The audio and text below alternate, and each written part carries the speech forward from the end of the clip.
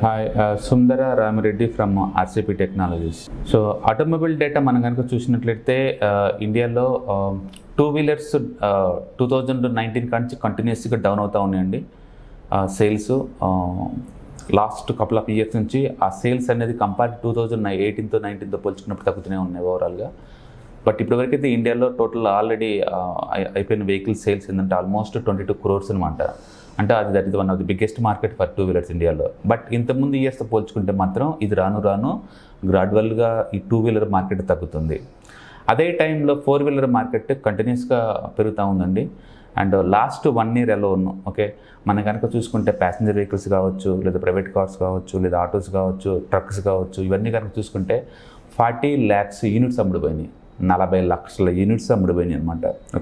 So four wheelers అన్నీ కూడా, four wheelers, three wheelers ఇవన్నీ కూడా డబల్ డిజిట్ గ్రోత్ కనుక ముందు పోతుంటే, బట్ టూ వీలర్స్ మాత్రం సింగిల్ డిజిట్ గ్రోత్ పోతుంది. అఫ్కోర్స్ మనం వరల్డ్ వైడ్గా మనం చూసుకుంటే కనుక ఆటోమొబైల్ సేల్స్లో ఫోర్ వీలర్స్ ఎక్కువ అమ్ముడుపోతుంటాయి అండి, అండ్ టూ వీలర్స్ తక్కువ ఉంటాయి. బట్ ఇండియాలో ఆ పరిస్థితి రివర్స్ అనమాట. ఎందుకంటే ఇక్కడ రోడ్లు చిన్నగా ఉంటాం, రూరల్ ఇండియా ఎక్కువ ఉండటం వల్ల అందరికీ కంఫర్ట్ కాబట్టి టూ వీలర్స్ ఎక్కువ అమ్ముడుపోతూ ఉంటాయి ఇండియాలో. అందుకని ఇండియాలో హిస్టారికల్ డేటా కనుక చూసుకుంటే ఆల్మోస్ట్ 20 crore టూ వీలర్స్ కనుక ఉంటే 2 crores ఉన్నాయి కార్స్ అనమాట. కార్స్ చాలా తక్కువ కంపేర్ దీంతో పోల్చుకుంటే. లేటెస్ట్ ట్రెండ్ ఏంటంటే అందరు కూడా కంఫర్ట్ కోసం, కన్వీనియంట్ కోసం, సేఫ్టీ కోసం కార్స్ కల్లే మూవ్ అవుతున్నారు. టూ వీలర్స్ బదులు అందరు కూడా ఫోర్ వీలర్స్ కల్లే మూవ్ అవుతూ ఉన్నారు. అందుకని ఎక్కువ సేల్స్ రికార్డు సేల్స్ జరుగుతూ ఉన్నాయి కార్ మార్కెట్లో. ఈఎంఐ రావటం, అఫోర్డబిలిటీ పెరగటం, సేఫ్టీ కోసం అని చెప్పేసి ఫోర్ వీలర్స్ తీసుకునే వాళ్ళు ఎక్కువ అవుతున్నారు. ఓవరాల్గా చూసుకుంటే కనుక ఇండియాలో ఈ ట్రెండ్ కంటిన్యూ అయ్యే ఛాన్స్ ఎక్కువ ఉంటుంది. టూ వీలర్ ఏమో మార్కెట్ ఇంకా డౌన్ అయ్యే ఛాన్స్ ఉంది, అండ్ ఫోర్ వీలర్స్ ఏమో మార్కెట్ పెరిగే ఛాన్స్ ఎక్కువ ఉందన్నమాట. ఇప్పటికే మనం చూసాము హైదరాబాద్ కానీ మెట్రో సిటీస్ ఏమైనా సరే, Hyderabad, Bengaluru, Delhi and traffic jams సాయంత్రం 5-6 అయిందంటే మాత్రం ఎక్కడ పడిన ట్రాఫిక్ జామ్స్ ఉంటాయి. ప్రస్తున్న వెహికల్స్కే ట్రాఫిక్ జామ్ ఈ రేంజ్లో ఉంటే, అండ్ ముందు రోజుల్లో వచ్చే కార్ వెహికల్స్ తోటి ఇంకెంత జామ్ ఉంటే చూసుకోవచ్చు. అందుకని గవర్నమెంట్ వాళ్ళు కూడా పబ్లిక్ ఇన్ఫ్రాస్ట్రక్చర్ బీభత్సంగా పెంచుతున్నారు. మెట్రో భారత్ కావచ్చు, లేకపోతే స్పీడ్ ట్రైన్స్ కావచ్చు, లేకపోతే బస్సెస్ కావచ్చు, మొత్తానికైతే పబ్లిక్ ట్రాన్స్పోర్టేషన్ మోర్ కంఫర్టబుల్ చేసేసి అండ్ ఇండైరెక్ట్గా ప్రైవేట్ వెహికల్స్ని డిస్కరేజ్ చేస్తున్నారు అనమాట గవర్నమెంట్ వాళ్ళు. ఆ ట్రెండింగ్ కంటిన్యూ అయ్యే ఛాన్స్ ఎక్కువ ఉంది. బట్ ఓవరాల్గా చూసుకుంటే వరల్డ్ మార్కెట్తో పోల్చుకున్నప్పుడు ఇండియాలో ఈ కార్ మార్కెట్ ఎలా ఉందో చూద్దాం ఇప్పుడు. ఇండియాలో ప్రతి 1000 మెంబర్స్లో కేవలం 24 మెంబర్స్కి మాత్రమే కార్లు ఉన్నాయండి. అవుట్ ఆఫ్ 1000 మెంబర్స్లో 24 మెంబర్స్కి కార్లు ఉన్నాయి. మనది డెవలపింగ్ కంట్రీ, వరల్డ్లోనే one of the biggest GDP growth country and top 5 ఎకానమీస్లో మనది ఒకటి. అలాంటి ఇండియాలో 142 crore పాపులేషన్ ఉన్న ఇండియాలో ప్రతి 1000 మందికి కార్స్ ఉంది కేవలం 24 అనమాట. ఇది ఇండోనేషియాతో పోల్చుకున్నా, చైనాతో పోల్చుకున్నా, కొరియాతో పోల్చుకున్నా, ఎవరితో పోల్చుకున్నా చాలా తక్కువ. ఇది ఏం చేస్తుందంటే ముందు రోజుల్లో ట్రెండ్ ఏ రేంజ్లో ఎలా ట్రెండింగ్ అవబోతుంది సెక్టర్ అనేది మనకి ఐడియా జనరేట్ అవుద్ది. మనం ఈవెన్ చైనా తీసుకున్న రూరల్ పాయింట్ ఆఫ్లో అది ఆల్మోస్ట్ 110 cars ఉన్నాయి ఫర్ 1000 మెంబర్ పాపులేషన్కి. 110 cars ఉన్నాయి అనమాట. మన దగ్గర ఉంది సేమ్ పాపులేషన్, చైనా మంది around 140 crore population and affordability కూడా మోరల్లెస్ సేమ్గా ఉంటుంది. బట్ ఇక్కడ చూస్తే జస్ట్ 24% మాత్రమే కార్స్ ఉంటే అక్కడ చైనాలో 110 ఉంది. అంటే ఢిల్లీ కనుక చూసుకుంటే ప్రతి 1000 మెంబర్స్లో 60 members కార్లు ఉన్నాయండి అక్కడ. అఫ్కోర్స్ వెస్ట్రన్ కంట్రీస్ చాలా పెద్దవి, పాపులేషన్ చాలా తక్కువవి, వైడ్ రోడ్లు అండ్ డిస్టెన్స్ ఎక్కువ ఉంటుంది కాబట్టి చిన్న ట్రావెలింగ్స్ కూడా వాళ్ళు ప్రైవేట్ వెహికల్సే వాడుతుంటారు. బట్ ఇండియాలో వెరీ హ్యూజ్ పాపులేషన్ డెన్సిటీ ఉన్న ఇండియాలో అందరూ కనుక ఇలా కార్లుగా హ్యూజ్గా తీసుకుంటే కనుక డెఫినెట్గా ఉన్న ట్రాఫిక్ జామ్స్తోనే అల్లాడిపోతున్నాం మనం. ఇంకా ముందు ఎక్కువ ఉండే ఛాన్స్ ఉంది. అందుకనే గవర్నమెంట్ వాళ్ళు సీరియస్గా ఇన్ఫ్రాస్ట్రక్చర్ని నెక్స్ట్ 10 yearsలో వాళ్ళు చాలా బీభత్సంగా ఖర్చు పెట్టబోతున్నారు. ఆ ఏరియాలో లాస్ట్ బడ్జెట్లో 10 lakh crore అచ్చం ఇన్ఫ్రా క్యాపిటల్ ఎక్స్పెండిచర్ ఖర్చు పెడుతున్నారంటే ఎందుకు మీకు అర్థమై ఉంటుంది. రోడ్వేస్ కావచ్చు, సీవేస్ కావచ్చు, మెట్రోస్ కావచ్చు, ట్రైన్స్ కావచ్చు, అన్నీ కూడా పబ్లిక్ ఇన్ఫ్రాస్ట్రక్చర్ గవర్నమెంట్ ముందు రోజుల్లో ఈ ట్రెండ్ కంటిన్యూ అవుతుంది నెక్స్ట్ 10 yearsలో కూడా.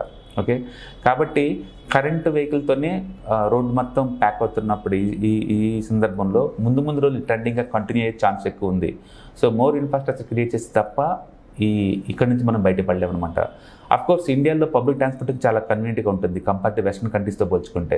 మీరు బయట కెనడా కానీ, అమెరికా కానీ, వేరే కంట్రీలో చూసినట్లయితే పబ్లిక్ ట్రాన్స్పోర్టేషన్ అంత సేఫ్టీ కాదు, అంత కంఫర్టే ఉండదు.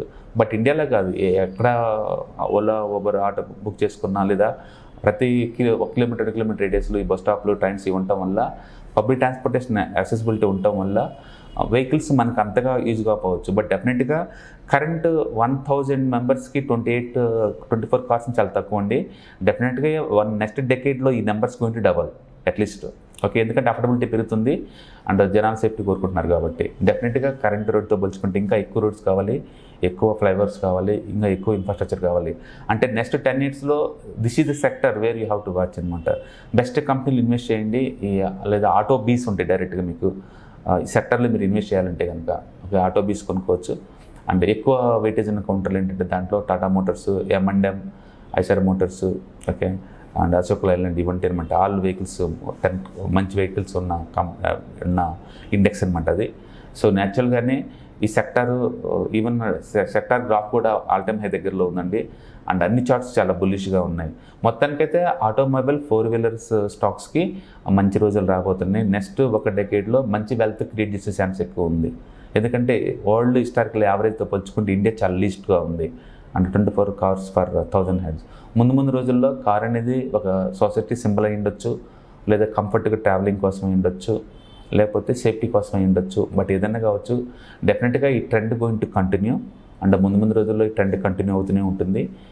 Sector going to double or triple next 1 డెకేడ్కి అనమాట. సో 2 వీలర్స్ ట్రెండ్ ఏమో కంటిన్యూస్గా డౌన్ సైడ్ ఉంది, సేల్స్ కంటిన్యూస్గా డౌన్ అవుతూ ఉన్నాయి. అండ్ 4 వీలర్స్ ఏమో కంటిన్యూస్గా అప్ ట్రెండ్లో ఉంది. చూడాలి ఈ కండిషన్ ఎలా ఉంటాయో. బట్ మనం వెస్ట్రన్ కంట్రీస్ కనుక చూసుకుంటే అక్కడ 4 వీలర్స్ చాలా పాపులర్ అండి, 2 వీలర్ చాలా రేర్ అనమాట. వాళ్ళ కండిషన్స్కి వెదర్కి సూట్ అవ్వవు. బట్ ఇండియాకి అలా కాదు, ఇక్కడ హాట్ వెదర్ ఎక్కువ కాబట్టి 2 వీలర్స్ మోర్ సూటబుల్ ఉంటుంది 4 wheeler. But disposal income affordability పెరుగుతుంది కాబట్టి ఎక్కువ మంది కొనుక్కునే ఛాన్స్ ఉంది. ఏదైనా కానీ వరల్డ్తో కంపేర్ చేసుకున్నప్పుడు ఇండియాలో లీస్ట్ కార్ ఓనర్షిప్ కాబట్టి అండ్ నెక్స్ట్ డెకేడ్లో డెఫినెట్గా this is going to increase. And definitely ఎవరైతే ఇన్వెస్ట్ చేస్తున్నారో ఈ automobile sector definitely going to make the good money. So next 1 decade ఇండియాలో క్లీన్ వాచింగ్ చేయాలనుకుంటే మాత్రం ఒక సెక్టర్ ఆటో సెక్టర్ అనమాట. అంటే లాస్ట్ ఇయర్ కూడా ఈవెన్ FMGC, ఆటో బ్యాంకింగ్ ఈ 3 లీడింగ్లో ఉన్నాయి లాస్ట్ ఇయర్ కూడా. ఈ ఇయర్ కూడా ఈ 3 సెక్టర్స్ ఖచ్చితంగా లీడింగ్లో ఉంటాయి, ఫినాన్స్, ఆటో అండ్ FMGC అనమాట. కాబట్టి మీరు కొంత అమౌంట్ని ఈ ఆటో సెక్టార్కి పర్టికులర్గా 4 వీలర్స్ మ్యానుఫ్యాక్చరింగ్కి కేటాయిస్తే కనుక you are going to make the good money. Okay, all the best. Thank you.